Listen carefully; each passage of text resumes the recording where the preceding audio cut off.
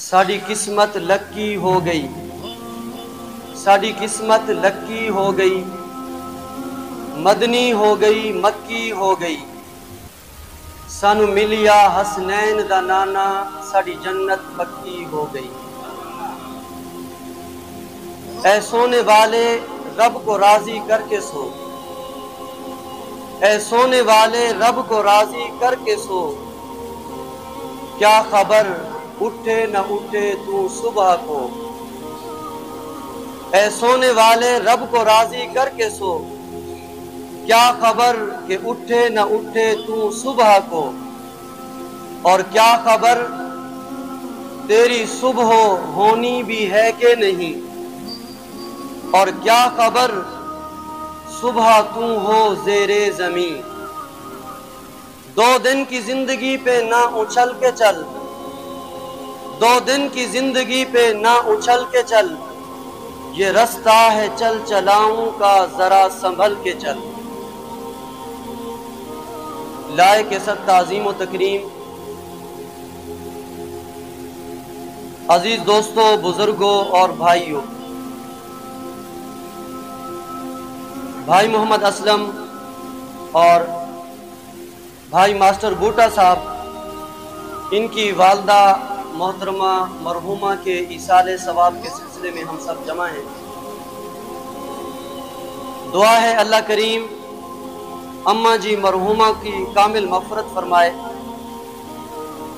اور اللہ کریم اماں جی مرحومہ کی قبر کو جنت کا باغ بنائے، قبر آخرت کی تمام منزلیں آسان فرمائے، لواحقین کو صبر جمیل عطا کرے اور اس صبر پہ اجر عظیم عطا کرے۔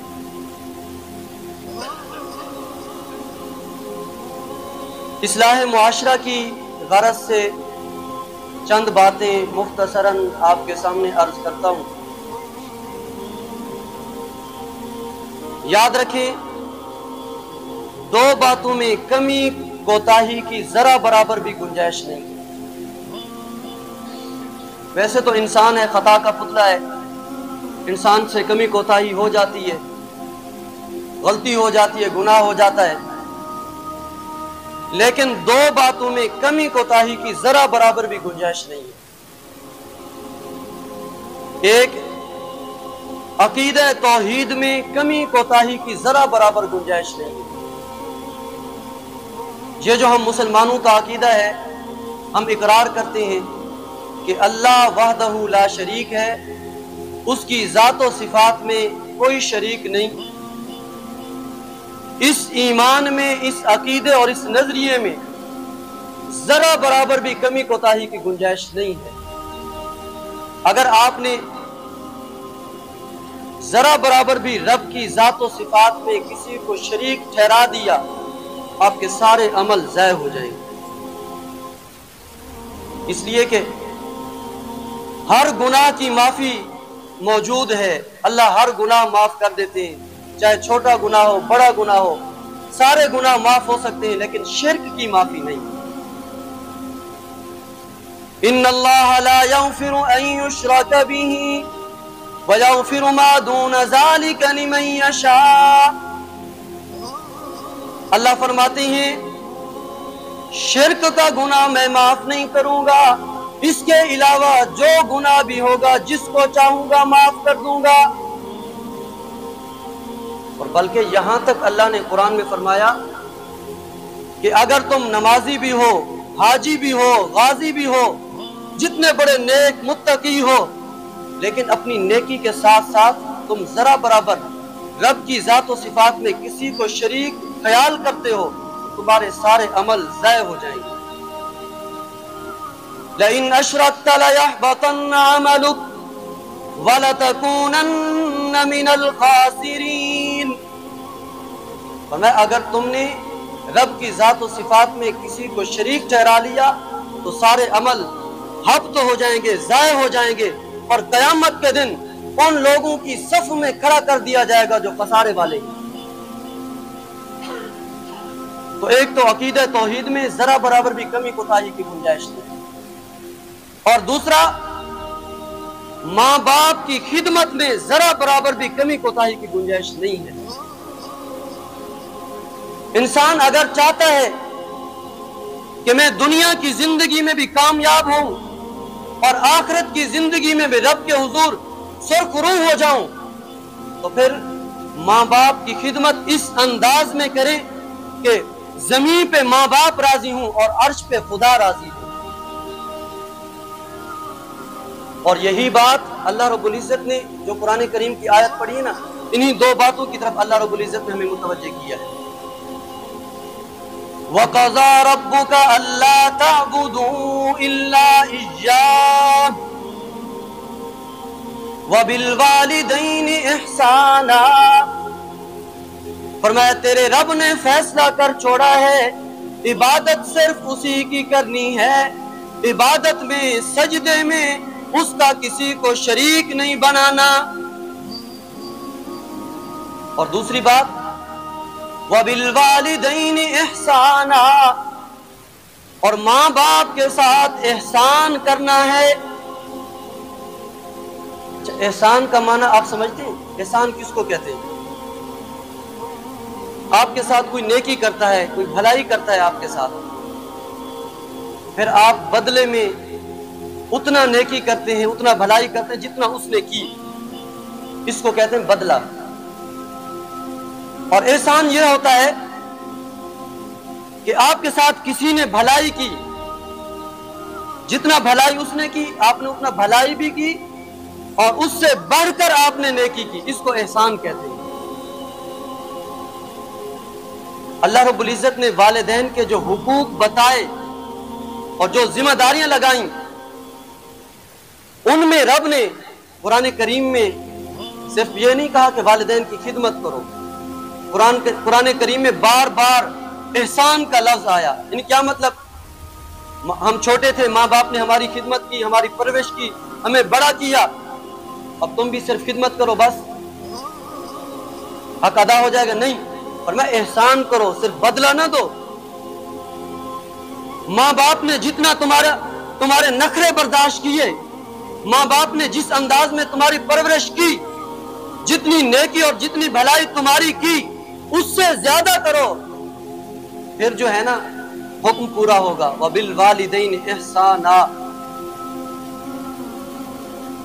اور کوئی کر بھی نہیں سکتا ماں باپ کا جو خدمت ماں باپ نے ہماری کی ہے، جو احسان ان کے ہیں، ہم اس احسان کا بدلہ نہیں چکا سکتے، لیکن کرتے رہیں۔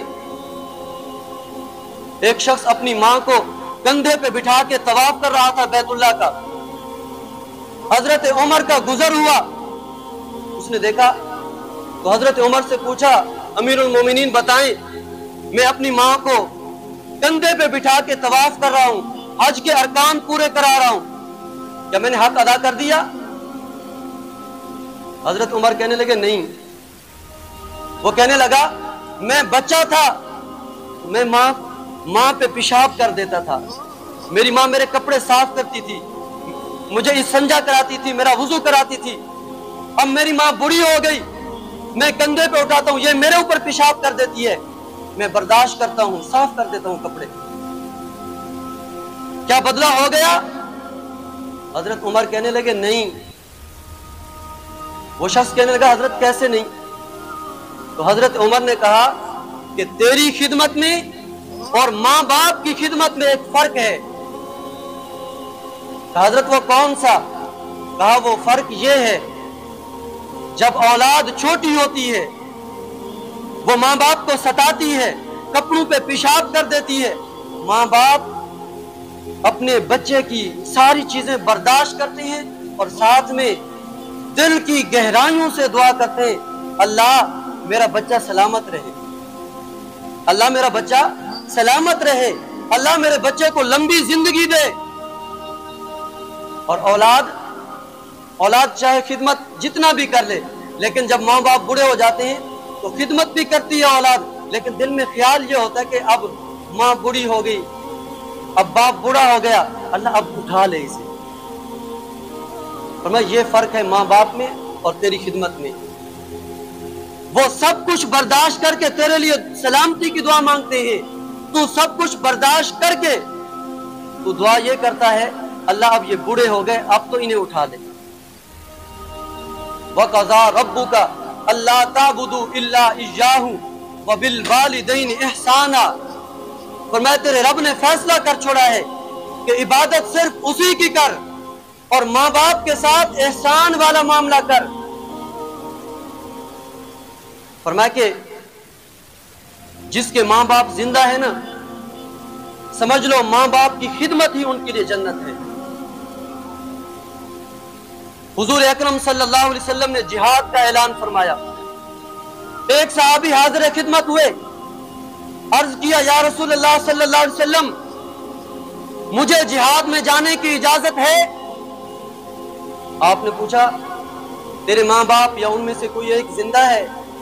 عرض کیا آقا میری ماں زندہ ہے اور بوڑھی ہے، خدمت کرنے والا اور کوئی نہیں۔ فرمایا کہ جا اپنی ماں کی خدمت کر، تیرا جہاد یہی ہے۔ جا اپنی ماں کی خدمت کر، تیرا جہاد یہی ہے۔ اور میں کہا کرتا ہوں، ہم جب بڑے ہو جاتے ہیں نا، بڑے ہوتے نہیں، اپنے آپ کو بڑا سمجھنے لگ جاتے کہ جناب میں بڑا چودھری، میں بڑا دکاندار، میں بڑا تاجر، میں جناب بڑا افسر۔ پھر ہم ماں باپ کو ٹائم ہی نہیں دیتے، وقت ہی نہیں ہے ہمارے پاس۔ سب سے بڑی کوتاہی آج کے زمانے میں یہ ہے، اگر اولاد ماں باپ کی خدمت کرتی بھی ہے، ان کی ضروریات پوری کرتی بھی ہے، لیکن بوڑھے ماں باپ کے پاس بیٹھتی نہیں ہے۔ بوڑھے ماں باپ کے پاس بیٹھنا، ان کو ٹائم دینا اور ان کا حال حوال پوچھنا، یہ بھی احسان کا حصہ ہے، یہ بھی خدمت کا حصہ ہے۔ آپ چاہے بڑے ذمہ دار ہوں، بڑے چودھری ہوں، جناب بڑے افسر ہوں، وزیر مشیر کیوں نہ ہوں، آپ بڑے اس وقت ہیں جب ماں باپ کے پیروں میں بیٹھے۔ بادشاہ عالمگیر، ان کے بارے میں آتے ہیں یہ اپنی ماں کے بڑے خدمت گزار تھے، اور ان کی ماں بوڑھی تھی، معذور تھی، کئی سال معذور اتنی تھی کہ کئی سال ایک کمرے میں اپنی منجی پہ پڑی رہی۔ لیکن بادشاہ عالمگیر جب تخت سے اٹھ کے آتا، لوگوں کی باتیں، لوگوں کے فیصلے کر کے آتا، تو بیوی بچوں کے پاس جانے سے پہلے اپنی بوڑھی اماں کے پاس جاتا تھا۔ روزانہ کا معمول تھا۔ جب ماں کا انتقال ہو گیا تو بادشاہ عالمگیر بہت زیادہ غم زدہ ہوا، اتنا زیادہ غم زدہ ہوا کہ ہر وقت آنکھوں سے آنسو بہتے رہتے تھے۔ جب لوگوں نے بادشاہ عالمگیر کی یہ حالت دیکھی تو لوگوں نے کہا بھی ہر کسی دی ماں مردی ہے، تیری کوئی وکری مری ہے؟ ہر کسی دی ماں مردی ہے، تیری کوئی وکری مری ہے ماں؟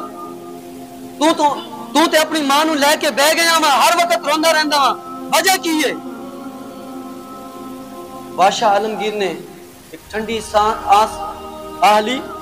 سانس لی اور پھر کہا کہ تمہیں پتا ہے میں بادشاہ ہوں، میرے پاس تخت و تاج ہے، میرے پاس دھن دولت ہے، اور میرے پاس جناب نوکر چاکر ہیں، وزیر مشیر ہیں، میرے ایک حکم پہ لوگ مر مٹنے کو تیار رہتے ہیں، میرے اشاروں پہ لوگ ناچتے ہیں، لیکن مجھے بادشاہت میں، دولت میں، نوکروں چاکروں میں، تخت پہ بیٹھ کے وہ سکون نہیں ملتا جو ماں کے قدموں میں بیٹھ کر ماں کا ایک جملہ سن کے سکون ملتا تھا۔ وہ کیا تھا؟ بادشاہ عالمگیر کہنے لگا جب میں اپنے تخت سے اٹھ کر لوگوں کے فیصلے کر کے تھک ہار کے اپنی ماں کے قدموں میں جا کے بیٹھتا تو ماں اٹھ نہیں سکتی تھی، لیکن زبردستی اٹھ کے ماں میرے تھپکی دیتی اور پھر کہتی میرا بیٹا آ گیا، میرا تھکا ہارا بیٹا آ گیا۔ بادشاہ عالمگیر کہنے لگا جو سکون ماں کے اس جملے سے ملتا تھا وہ سکون مجھے تخت پہ بیٹھ کے نہیں ملتا، اس لیے روتا ہوں، اس لیے غم زدہ ہو کے زندگی گزار رہا ہوں۔ تو ماں باپ کی خدمت عین عبادت ہے، صرف عبادت نہیں۔ اور میں تو کہتا ہوں اور یہ حقیقت ہے۔ تاریخ اسلامی میں ایک ہستی ایسی بھی گزری ہے،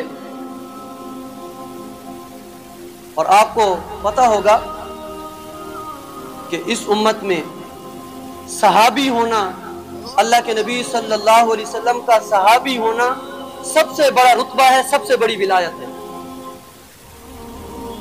یار کوئی شخص آقا مدنی کریم صلی اللہ علیہ وسلم کا چہرہ مبارک دیکھ کے کلمہ پڑھے، اس سے بڑا اعزاز دنیا جہان میں کوئی اور نہیں ہے۔ دنیا کے سارے ولی کتب ابدال مل جائیں، ایک صحابی کے قدموں پہ جو لگی مٹی ہے نا، اس کے برابر بھی نہیں ہو سکتے۔ صحابی ہونا سب سے بڑی ولایت ہے، صحابی ہونا سب سے بڑا رتبہ ہے۔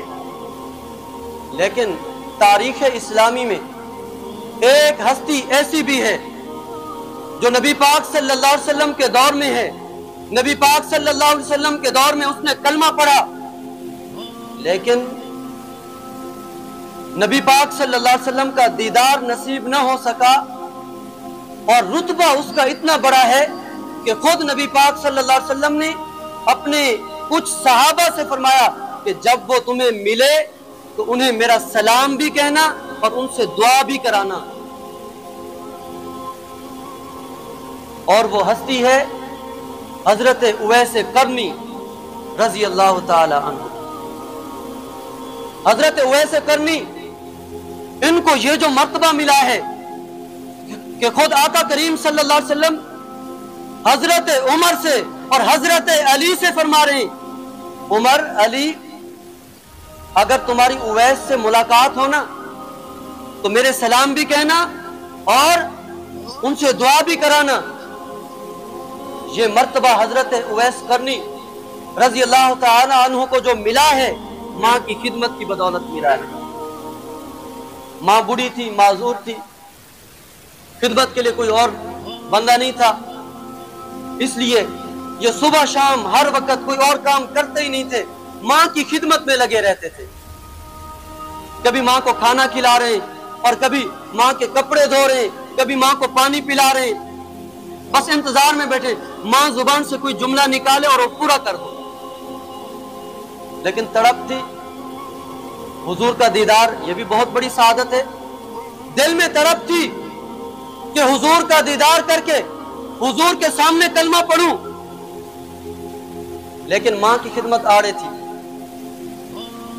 ایک دفعہ ماں کو کہنے لگے، اماں اگر اجازت دے تو ایک دفعہ حضور کا دیدار تو کر کے آؤں۔ ماں کہتی، بیٹا تمہیں پتہ میں بوڑھی ہوں، چل پھر نہیں سکتی، میری خدمت کون کرے گا؟ لیکن تڑپ سچی تھی، بار بار کہتے تھے۔ ایک دفعہ ماں نے اجازت دے دی، بیٹا اجازت ہے لیکن رہنا نہیں، بس دیدار کر کے واپس آ جانا۔ حضرت اویس قرنی مدینہ طیبہ پہنچے، اتفاق ایسا حضور اکرم صلی اللہ علیہ وسلم کسی سفر میں تھے، ماں کا حکم تھا ٹھہرنا نہیں، اگر ٹھہرتے تو ماں کی خدمت کے لیے کوئی بندہ نہیں تھا، اس لیے بغیر زیارت کیے واپس اپنی ماں کے پاس چلے گئے۔ اب حضور اکرم صلی اللہ علیہ وسلم نے حضرت علی سے اور حضرت عمر سے فرمایا کہ اویس وہ ہے جس نے مجھے دیکھا نہیں لیکن میرا کلمہ پڑھتا ہے، وہ ایسا ہے، اس نے ماں کی خدمت ایسی کی ہے، جب وہ ہاتھ اٹھاتا ہے تو رب اس کے ہاتھ خالی نہیں موڑتا، ماں کی خدمت کی وجہ سے۔ اس لیے اگر وہ تمہیں زندگی میں ملے، میرے سلام بھی کہنا اور دعا بھی کرانا۔ کتابوں میں آتے حضرت عمر رضی اللہ تعالیٰ عنہ ہر سال حج پہ جاتے اور حضرت اویس کو تلاش کرواتے، کہاں ہے اویس؟ ایک سال حضرت عمر رضی اللہ تعالیٰ عنہ حج پہ گئے اور تلاش کروایا، پوچھا لوگوں سے قبیلہ کرن کے لوگ کہاں ہیں؟ لوگوں نے بتایا کہ فلاں جگہ ان کا خیمہ ہے۔ دوڑتے ہوئے گئے، پوچھا اویس کہاں ہے؟ لوگوں نے بتایا آپ کیوں پوچھ رہے، وہ تو ایک پاگل آدمی ہے، گھر میں ہی رہتا تھا نا، کسی اور کام کا نہیں تھا، لوگ سمجھتے شاید پاگل ہے۔ حضرت عمر کی آنکھوں میں آنسو آ گئے، کہنے لگے تم وہ پاگل نہیں، پاگل تم ہو، جس کو نبی بشارت دے، جس کے متعلق نبی کہے کہ وہ ہاتھ اٹھاتا ہے تو رب اس کے ہاتھ خالی نہیں موڑتا۔ اور میں پاگل تم ہو، پاگل وہ نہیں ہے، بتاؤ کہاں ہے؟ اس نے کہا جی اونٹ چرانے گیا ہوا ہے پہاڑ کے پیچھے۔ حضرت عمر رضی اللہ تعالیٰ عنہ اور حضرت علی دوڑتے ہوئے گئے، عجیب منظر دیکھا، اونٹ چر رہے ہیں اور حضرت اویس نفل کی نیت باندھ کے نماز پڑھ رہے ہیں، اونٹ خود بخود چر رہے ہیں، ساتھ بیٹھ گئے۔ حضرت اویس کرنی نے محسوس کیا کہ کچھ بندے آئے ہیں، انہوں نے نماز مختصر کی، سلام پھیرا، حال وال پوچھا، تو حضرت عمر کہنے لگے بھی تیرا نام کیا ہے؟ کہا عبداللہ، اللہ کا بندہ۔ کہا اللہ کے بندے تو سارے ہیں، وہ نام بتا جو تیری ماں نے تیرا رکھا ہے۔ کہا میری ماں نے میرا نام اویس رکھا ہے۔ اتنے میں حضرت علی کہنے لگے اویس جانتے ہو یہ امیر المومنین عمر ہے، عمر کا نام تو مشہور تھا نا؟ تو فوراً سمٹ کے بیٹھ گئے، کہنے لگے معذرت چاہتا ہوں، مجھے پتہ نہیں تھا، میں نے پہچانا نہیں۔ حضرت عمر کہنے لگے معذرت کی کون سی بات ہے، ہم خود نہیں آئے، ہماری ڈیوٹی لگائی گئی ہے تمہارے پاس آنے کی۔ ہاتھ اٹھا، ہاتھ اٹھا اور دعا کر عمر کے لیے، ہاتھ اٹھا اور دعا کر نبی کی امت کے لیے۔